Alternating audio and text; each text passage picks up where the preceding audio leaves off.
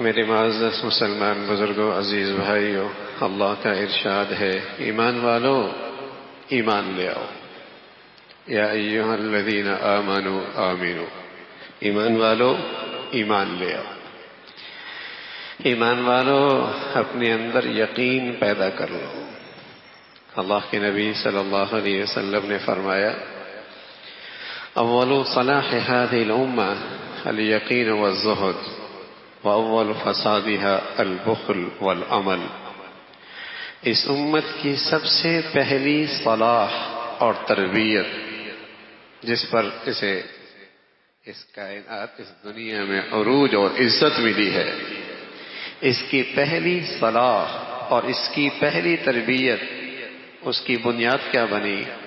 اس کی بنیاد صحیح یقین کی دولت بنی۔ اول صلاح هذه الامہ، اس امت کی سب سے پہلی صلاح اور تربیت، وہ یقین کی دولت اسے نصیب ہوئی۔ اور اس کی امت کی سب سے پہلی بربادی کا آغاز کہاں سے ہوا؟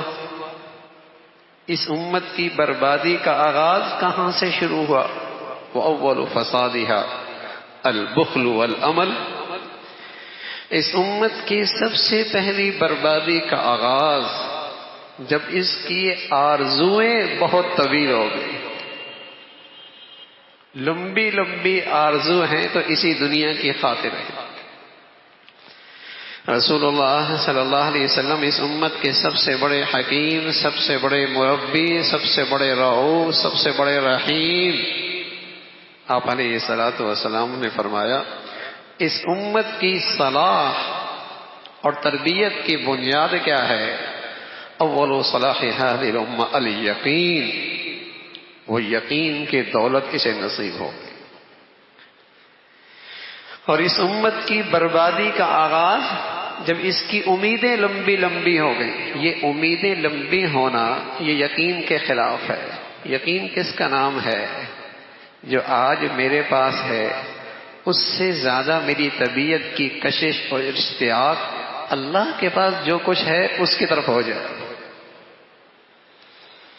جو آج میرے پاس ہے، مشاہدے میں ہے، اس کے بالمقابل جو غیب میں ہے، جو میری نظروں سے اوجل ہے، جو میرے حواس سے اوجل ہے، لیکن یقین ہے میرا کہ وہ جو کچھ ہے آج سے بہت بہتر ہے۔ جسے یہ یقین نصیب ہو گیا، رسول اللہ صلی اللہ علیہ وسلم نے فرمایا، اس امت کی سب سے پہلی صلاح یہ یقین تھا۔ اس لیے اللہ نے اہل ایمان سے کہا، ایمان والو ایمان لے آؤ، یا ایھا الذین آمنوا آمنوا، ایمان والو ایمان لے آؤ۔ رسول اللہ صلی اللہ علیہ وسلم نے اپنی امت کو ایک دعا سکھائی، اللہم اقسم لنا من الیقین ما تہون بہ علینا مصائب الدنیا، اللہ مجھے ایسا یقین دے دے جس سے دنیا کے سارے مصائب میرے لیے ہلکے ہو جائے۔ سبحان اللہ۔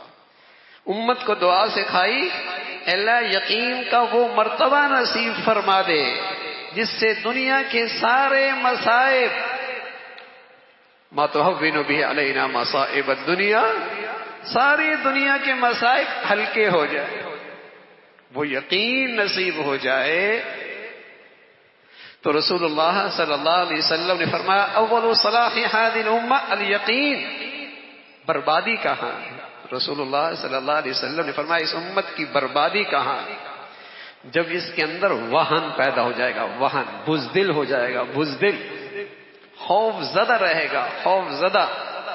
اور فرمایا یہ وہن اور یہ بزدلی آئے گی کہاں سے؟ حب الدنیا و کراہیت الموت، دنیا کی محبت اور موت کا ڈر۔ دنیا کی محبت اور موت کا ڈر یہ ایک ایسی چیز ہے جو مسلمانوں کے اندر اس کی طاقت ختم کر دے گا،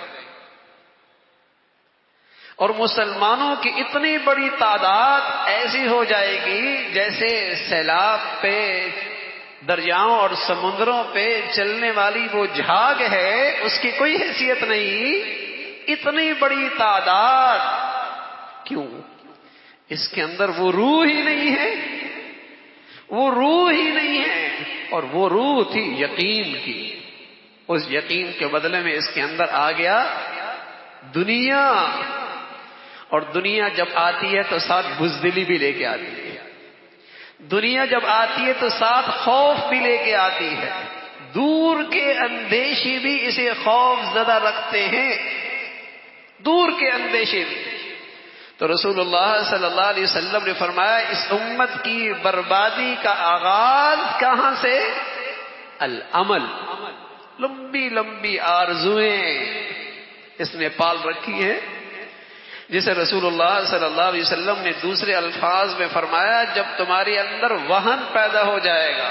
وہن، کہنے لگے یا رسول اللہ یہ وہن ہے کیا چیز؟ فرمایا حب الدنیا وکراہیت الموت. دنیا میں زیادہ رہنے کی آرزو اور چاہت، اور موت سے کراہت، موت کا ڈر. یہ اس امت کی وہ بزدلی ہے، یہ اس امت کا وہن ہے جو اس امت کو بے اثر کر دے گا، بے قیمت کر دے گا، اور جسے بے روح کر دے گا. اس کی ساری طاقت ختم ہو جائے گی. اس کی طاقت کہاں تھی؟ رسول اللہ صلی اللہ علیہ وسلم نے فرمایا اس کی طاقت تھی الیقین. اول صلاح هذه الامه الیقین. اس امت کی پہلی صلاح اور ترقی کی پہلی اینٹ، عزت کی پہلی بنیاد اور عروج اور بہادری کی پہلی اینٹ وہ یقین تھا. یقین، الیقین. یہ وہ دولت ہے جسے اللہ رب العزت اہل ایمان سے کہہ رہا ہے ایمان والو آمنو، اے ایمان والو یقین پیدا کرو اپنے اندر. یا ایھا الذین آمنوا آمنو، یقین پیدا کرو. رسول اللہ صلی اللہ علیہ وسلم کے سچے جان نثار ہیں. سبحان اللہ. احد کے میدان میں اپنے پیاروں کی لاشیں اپنے آنکھوں کے سامنے دیکھی ہیں، اور بے شمار زخمیوں کو اپنے ہاتھوں سے اٹھایا ہے. اس دکھے دل کے ساتھ اور زخمی قلب کے ساتھ اور زخمی جسموں کے ساتھ جب گھر واپس ہونے لگے تو اللہ نے فرمایا ابھی نہیں، واپس چلو، دشمن کا مقابلہ کرنا ہے.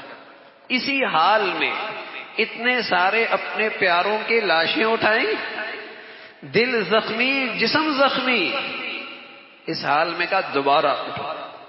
تو کسی نے آنے والے نے کہا کہ دشمن کی طاقت بہت بڑی ہے، بہت بڑی طاقت، اور جو تم تھوڑے بہت بھی رہ گئے ہو تمہارا نام و نشان بھی مٹ جائے گا.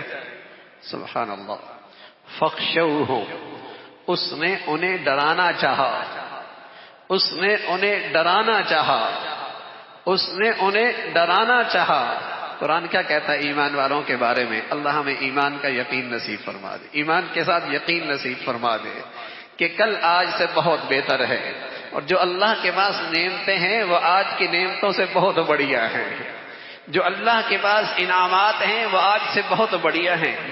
اس نے جب ڈرانا چاہا تو قرآن ان کی تصویر کھینچتا ہے، کہتا ہے وہ ڈرے نہیں، فزادہم ایمانا، ان کا ایمان اور بڑھ گیا.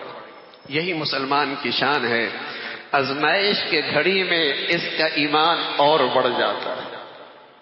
یہی ایمان کی نشانی ہے کہ آزمائش کی گھڑی میں اللہ کی ذات پہ ایمان، یقین اور بڑھ جاتا ہے.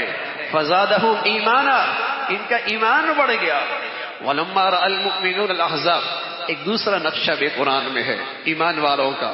ولما رأى المؤمنون الاحزاب قالوا هذا ما وعدنا الله ورسوله وصدق الله ورسوله وما زادهم الا ایمانا. ساری دنیا کا کفر اس چھوٹی سی اسلامی ریاست کے مقابلے میں اکٹھی ہو گئی.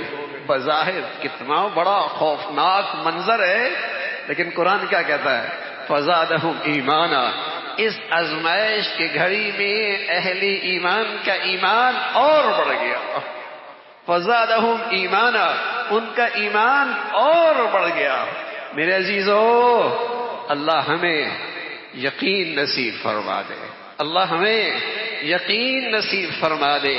یقین ایسی دولت ہے، اگر اس کی حقیقت آ جائے تو آزمائش کے گھڑیوں میں مصائب کی گھاٹیوں میں، امتحانات کی وادیوں میں آدمی کا اپنے مولا پہ بھروسہ، یقین، اعتماد اور بڑھ جاتا ہے۔ اور کیا کہا اہل ایمان نے؟ کیا کہا؟ کہنے لگے حسبنا اللہ ونعم الوکیل، حسبنا اللہ ونعم الوکیل، ہمیں تو ہمارا اللہ کافی ہے اور وہ بہترین کارساز ہے۔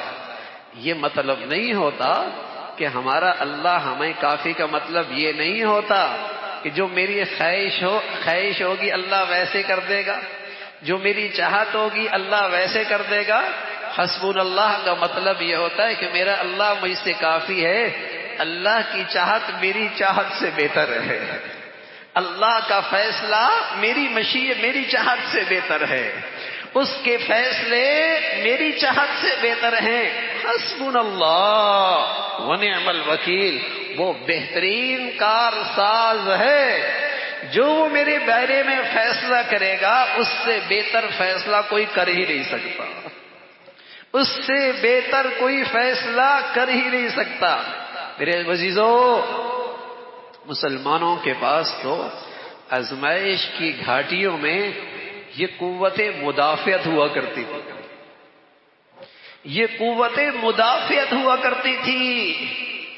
بیماری کی گھڑی میں، آزمائش کی گھڑی میں، تکلیف کی گھڑیوں میں، امتحان کی وادیوں میں یہ قوت مدافعت ہوا کرتی تھی کہ میرا اللہ میرے ساتھ ہے۔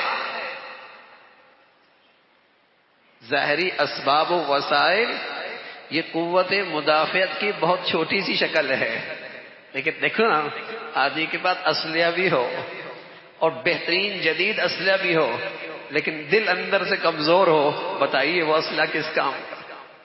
اور سبحان اللہ، اندر طاقت موجود ہے، اسلحہ کمزوری کیوں نہ ہو تب بھی اپنے مد مقابل پہ غالب آ جاتا ہے، تب بھی اپنے مد مقابل پہ غالب آ جاتا ہے۔ مسلمان کے پاس آنے والی آزمائش کے لیے کوئی طاقتور اسباب نہیں تھے، لیکن اس کے پاس یقین کی شکل میں قوت مدافعت بہت زبردست تھی، یقین کی شکل میں اس کے پاس قوت مدافعت بہت زبردست تھی، لیکن اب وہ بھی نہ رہی، اب وہ بھی نہ رہے، اب وہ بھی نہ رہی۔ اتنا خوف زدہ کر دیا ہے۔ الامان والحفیظ، اللہ حفاظت فرمائے، اللہ حفاظت فرمائے۔ یہ ایک بڑی طاقت تھی مسلمانوں کے پاس، قوت مدافعت، وہ یقین تھا، وہ ایمان تھا، وہ یقین تھا، وہ ایمان تھا جو مسلمانوں کی قوت مدافعت ہے کہ آزمائش کی گھڑی میں اسے پورا یقین تھا، اس آزمائش پہ جو ملنا ہے، جانے کے بعد جو ملنا ہے، کسی نعمت کے جانے کے بعد جو انعام ملنا ہے، وہ اس سے بہت بڑھیا ہے۔ یقین ایسی چیز ہے تو غیب پر، لیکن بالکل مشاہدے کی طرح ہو جاتا ہے، مشاہدے کی طرح۔ ابو علی رضی اللہ تعالیٰ نے فرمایا، اگر جنت میرے دائیں طرف کر دی جائے اور جہنم میرے بائیں طرف کی جائے تو میرے یقین میں ذرہ برابر بھی اضافہ نہیں ہوگا، اس لیے کہ مجھے بن دیکھے اتنا یقین ہے، مجھے بن دیکھے اتنا یقین ہے۔ لیکن یہ دنیا اور دنیا کی لمبی لمبی آرزویں، اللہ اکبر، اب دور کے اندیشے بھی اسے پریشان بھی رکھتے ہیں، خوف زدہ بھی رکھتے ہیں۔ دنیا چلی جائے گی، دنیا کے وسائل چلے جائیں گے، جس کی خاطر ساری زندگی کھپا دی اب وہ ہاتھ سے نکل جائے گی۔ ارے میاں، اس کی خاطر جی جاتے جہاں مرنا نہیں ہے، اس کے لیے زندگی بناتے جہاں سے واپس کہیں جانا آنا نہیں ہے، یہ یقین کی زندگی۔ تو میرے عزیزو، اس آزمائش کی گھڑی میں ہمیں اپنی بہت ساری کمزوریاں بھی سامنے آ گئی ہیں، اور ہمیں اس آزمائش کی گھڑیوں میں بہت سارے روشن راستے بھی سامنے آئے، تو ہم اس آزمائش کو اپنے حق میں رحمت بنائیں، اس آزمائش کو اپنے رب کے قریب ہونے کا ذریعہ بنائیں۔ اس آزمائش کو اپنی آخرت سنوارنے کا ذریعہ بنائیں. ہم اپنی زندگی کا رخ کریں آخرت کی طرف. ہم اپنی زندگی کا مطلوب مقصود بنائیں کل کی زندگی کو. رسول اللہ صلی اللہ علیہ وسلم نے عجیب بات فرمائی. آپ فرمایا کرتے تھے من جعل همه هم الآخرہ کفاہ اللہ ہم دنیا. سبحان اللہ. اللہ کا رسول سچے ہیں اور اللہ کے رسول کی کہی ہوئی بات بھی سچی ہے. اللہ کے رسول سچوں کے سچے ہیں اور آپ کی کہی ہوئی بات بھی سچی ہے. آپ علیہ الصلوۃ والسلام فرمانے لگے من جعل همه هم الآخرہ کفاہ اللہ ہم دنیاہ. جو شخص بھی آخرت کو اپنی زندگی کا مقصود اور مطلوب بناتا ہے اللہ اسے دنیا کے سارے غموں سے نجات نصیب فرما دیتا. اللہ اسے دنیا کے سارے غموں سے ہموں سے اندیشوں سے نجات نصیب فرما دیتا ہے. وہ مقصود ہے میری زندگی کا، وہ مطلوب ہے. تو یہ تھی مسلمان کی زندگی، یہ تھی مسلمان کی زندگی. وہ گناہ سے ڈرتا ہے، وہ گناہ سے ڈرتا ہے، لیکن آزمائش کی گھڑی میں اپنے رب کی رحمت کا امیدوار ہوتا ہے. وہ گناہ سے ڈرتا ہے لیکن آزمائش اور تکلیف اور بیماری کی گھڑی میں اپنی رب کی رحمت کا امیدوار رہتا ہے. لیکن جہاں نفاق ہے، جہاں گندگیاں ہیں، وہ آدمی کو گناہوں پہ جری کرتا ہے، وہ گناہوں پہ جری کرتا ہے اور مصیبت کی گھڑی میں اسے مایوس کرتا ہے. مصیبت کی گھڑی میں اسے مایوس کرتا ہے، اسے ذہنی مریض کرتا ہے. اور جہاں دین کی زندگی ہے وہاں گناہوں سے ڈرایا جاتا ہے اور آزمائش اور تکلیف کی گھڑی میں اللہ کی رحمت کی امید دلائی جاتی ہے، اللہ کی رحمت کی امید دلائی جاتی ہے. لیکن جہاں باطل ہے، جہاں نفاق ہے، جہاں گناہوں کی زندگی ہے وہاں گناہوں پہ جری کیا جاتا ہے اور آزمائش اور تکلیف کی گھڑی میں اسے ذہنی مریض بنایا جاتا ہے، اسے مایوس کر دیا جاتا ہے، اسے خوف زدہ کر دیا جاتا ہے. یہ فرق ہے ایمان اور نفاق کی زندگی کا. یہ فرق ہے نفاق اور ایمان کی زندگی کا. ایمان کی زندگی میں آزمائش کی گھڑی میں رب کی رحمت کی امید ہے. اللہ سے امید رکھو، اللہ کی رحمت انشاءاللہ. اگر مسلمان ان گھڑیوں میں اللہ کی طرف رجوع کرنے لگ جائیں اور اپنے اللہ سے تعلق بنا لیں اور اپنی خطاؤں پہ سچی ندامت ہو.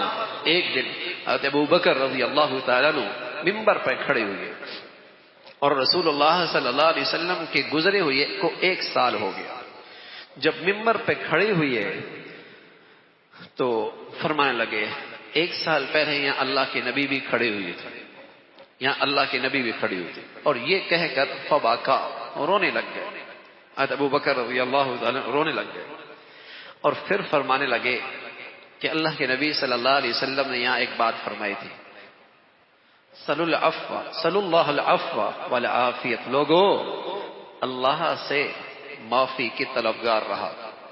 سب سے پہلی بات اللہ کے نبی صلی اللہ علیہ وسلم ممبر پہ کھڑے ہو کر فرمانے لگو صلی اللہ العافیہ، اللہ سے معافی مانگا کرو. صلی اللہ العفو، اللہ سے معافی مانگا کرو. اگلی بات فرمائی والعافیت، اللہ سے عافیت مانگا کرو، اللہ سے عافیت مانگا کرو. اور پھر فرمایا کہ کسی شخص کو یقین کے بعد عافیت سے زیادہ بڑی کوئی دولت نصیب نہیں ہوئی. پھر فرمایا کسی شخص کو بھی اس دنیا میں ایمان اور یقین کے بعد عافیت سے بڑی کوئی نعمت نصیب نہیں ہوئی. تو سب سے بڑی نعمت ایمان یقین ہے، سب سے بڑی نعمت ایمان یقین ہے. اور اس کے بعد سب سے بڑی نعمت عافیت ہے، عافیت ہے.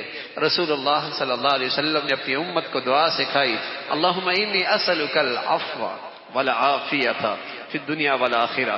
لیکن اس عافیت سے پہلے ایمان کی بات، اس عافیت سے پہلے یقین کی بات. اے اللہ میری خطا معاف فرما دے، اس سے ایمان خطرے میں آ جاتا ہے۔ اے اللہ میری خطائیں معاف فرما دے، اس سے یقین کا چراغ گل ہو جایا کرتا ہے۔ اے اللہ آپ اب معاف فرما دے، اور پھر اللہ سے اٹھتے بیٹھتے چلتے پھرتے جو چیز مانگنے کی ہے، اے اللہ عافیت نصیب فرما، اے اللہ عافیت نصیب فرما۔ عبداللہ ابن عباس رضی اللہ تعالیٰ عنہ نے رسول اللہ صلی اللہ علیہ وسلم سے عرض کہ یا رسول اللہ کون سی دعا اللہ کو سب سے زیادہ پسند ہے؟ فرمایا اللہ کو یہ دعا سب سے زیادہ پسند ہے، اللہم انی اسألک العفو والعافیۃ فی الدنیا والآخرہ۔ اللہ رب العزت یہ دولت ہم سب کو اور ساری امت مسلمہ کو نصیب فرما دے۔